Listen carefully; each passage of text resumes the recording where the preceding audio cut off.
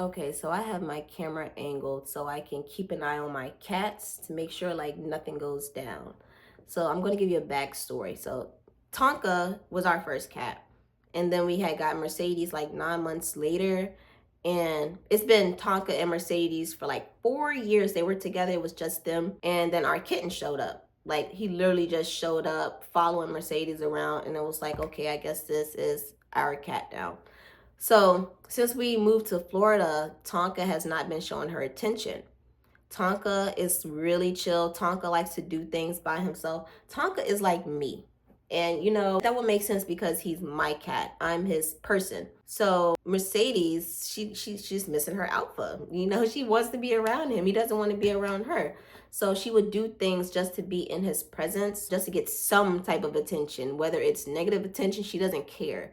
She just wants that attention from him, and that makes her happy. So like right now, he's laying on the floor trying to chill, trying to nap.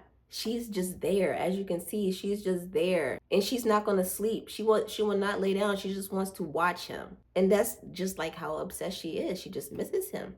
But that makes her feel good. And it makes us all feel good when somebody accepts us, which brings me to what I want to talk about today, because everybody don't want to talk about no goddamn politics all the time. Like, this is why, like, I balance my content out. Like, I post like the spiritual stuff and I post like political stuff, but don't nobody want to talk about politics all the damn time.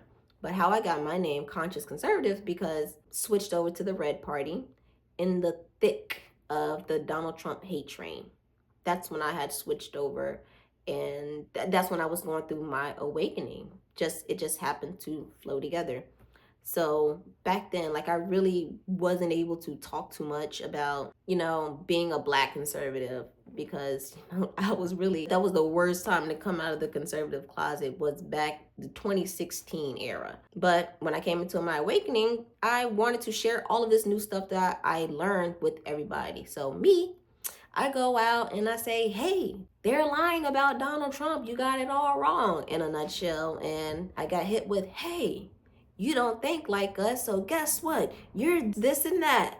And I'm like, okay, cool. There's some insanity that's going on there. All right, cool. I know, like, with my family, I damn sure like could not really talk to them about it because they're all staunch Democrats. That's how we grew up. Da da da. It came to a point where my family, not only my family, but there were friends of mine that were calling my kid's father a racist. How is he a racist when like he wanted to be with a black woman? That's what he prefers. He likes black women and he likes Latino women. That's just his preference.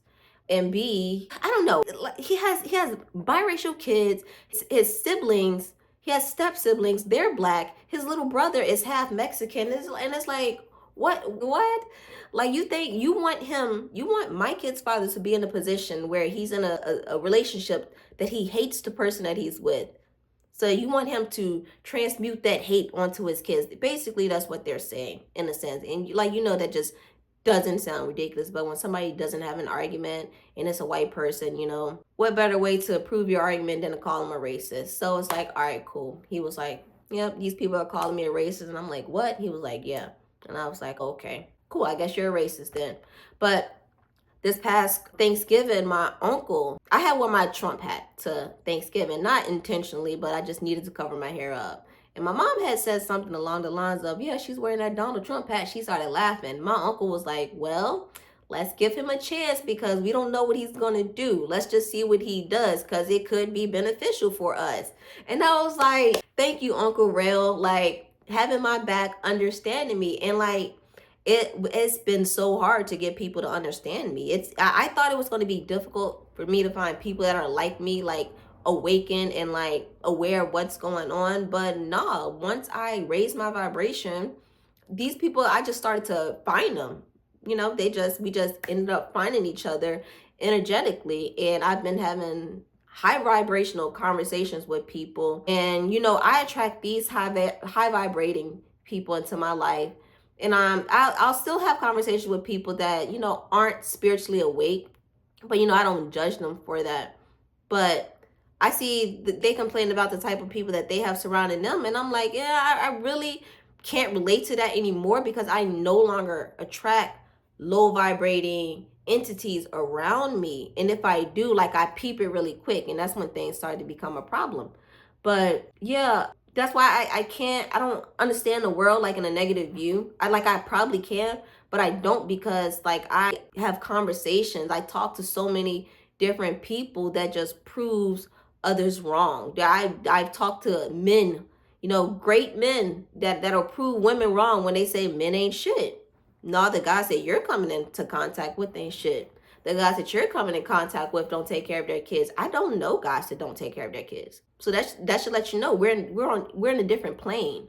We're on different planes, because why do you know people that I don't know, I don't come in contact with, and I don't want to come in contact with? But yeah, we all want to be accepted for who we are on this planet. And I think we should be courteous and respect others that don't want to talk about politics, because not everybody understands it. Like, you can probably teach people, but at the end of the day, they're going to want to learn it on their own terms. And at the end of the day, like, they create the lives that they want to live. And just because and I had to learn this the hard way, just because you're learning new things, you're going to want to think that everybody want to learn these things also. Understand you're going to come under attack for, having a separate belief. And I know that's hard. That is really hard to like be bold and have a different thought process. But you're going to find your tribe that's going to accept you for who you are and that thinks exactly like how you think. You're not crazy. It's other people that are crazy. They're going to make you believe that you're crazy. But understand, somebody that is crazy, you have to be crazy to try to convince somebody else that they're crazy. You have to be crazy to convince somebody else that they're crazy when they see what they see with their own eyes. It's like, come on now. But that's the world that we're living in. And once you wake up, you'll see the severity of the mental health in this country. And I don't even think it's a worldwide thing. I think it's more so in the United States. But you guys, let me know what you think down in the comments. What was your coming to Jesus moment? Is it a coming to Jesus moment when like you realize like, hey, I think differently than people, and this is how I'm going to move forward, and it's uncomfortable, but I'm comfortable with the way that I think. Was it beneficial for you, or did you have to suffer attacks? Well, I'm pretty sure you had to suffer attacks, because that's just like I guess it's like a rite of passage. Like that's your nigga wake up call, or I don't know whatever you want to call it. But yeah, let me know what you guys think down in the comments. I'll talk to you later.